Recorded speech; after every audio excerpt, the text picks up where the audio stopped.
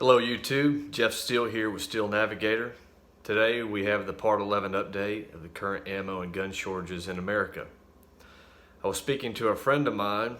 He is a retired Army Staff Sergeant. Spoke to him for about an hour today. He also has another friend in the state of Missouri who is a retired Army Master Sergeant. And they both came to the conclusion and they have a theory that the current social unrest will really take off at the election.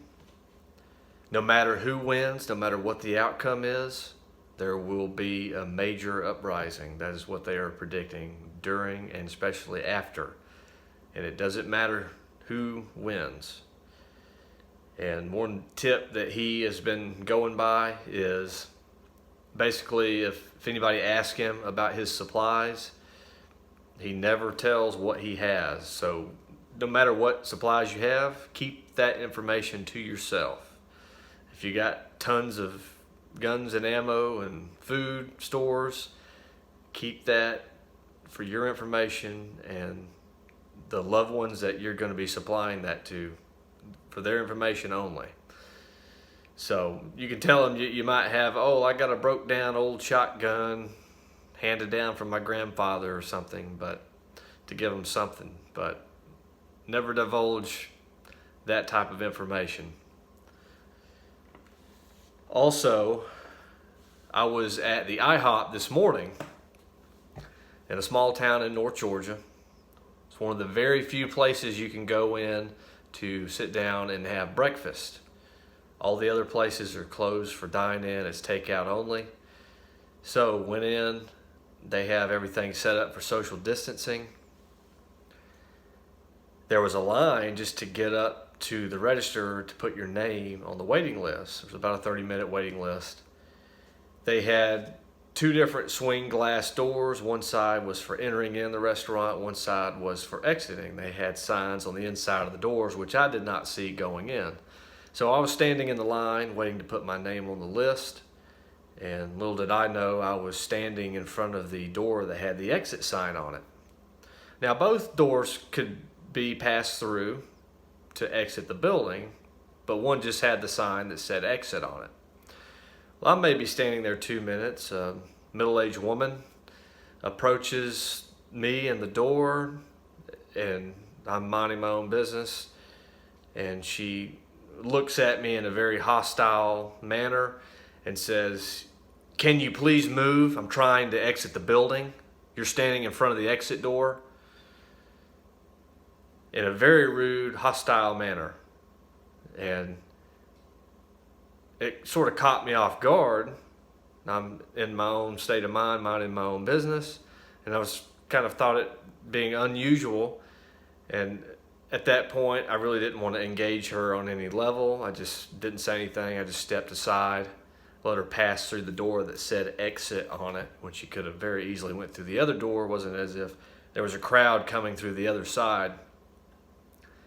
It just seems to me a lot of people are on real edge out there, on the edge of a cliff, and any little thing can set them off. Anything. And my suggestion would be, if you're one of those individuals that you're that on edge, you shouldn't be going out and dining in a restaurant, period. You should stay in your home with the doors locked, never come out, have all your food delivered to you. If you are not able to be pleasant around other human beings, stay at home. That individual should have never put herself in that environment if that is how she was going to behave over something so minuscule. It just is very interesting to me. So just be aware, no matter where you go, post office, restaurants, anywhere, people are on edge, the tiniest of things, and set them off. And you'll just have to be prepared for that. And during those moments, you just have to ask yourself, do I really want to engage this situation, or just step aside and be silent? So we'll see what happens. One tip I thought of is we talked about keeping your firearms super clean, doing a detail clean on them. One thing that you can do is also clean up your gun holsters, apply protectant to them, make sure they're in good working order. If you got gun leather belts, holsters, if they have cracks, if they're damaged, inspect them, make sure they're in tip-top good condition. Your cases, also your means of storage, your firearms, make sure you have a proper moisture control system in them. Just make sure everything is in tip-top shape. We're going to move on to comments. Frooster, YouTuber, said that due to the situation, factories, firearms and ammunition have limited staffs. The reserves have been tapped due to high demand and contract fulfillment. And apparently he knows of someone who snuck on a conference call, a Winchester Arms profitability conference call, and that's where they got this information. And they expect demand and shortages to last minimum through mid-year 2021. That's just a current prediction. I anticipate that to be extended out probably through the end of 2021, could be further. We'll see what happens in November.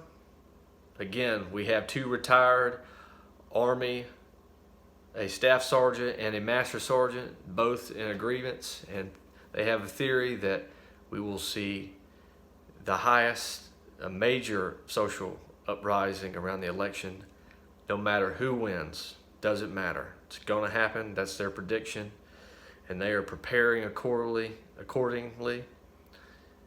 What are they doing? They are mainly securing their properties, getting things ready for a proper defense. That's what they are doing. One person in Missouri, one person in North Georgia. Comment down below. Let us know what is happening in your area. We're going to keep these updates coming along as information presents itself. I'll share as much as I can. Share this video, get the word out. Tap the subscribe button, thumbs up icon, the bell icon. We do appreciate you watching and hope you have a good evening.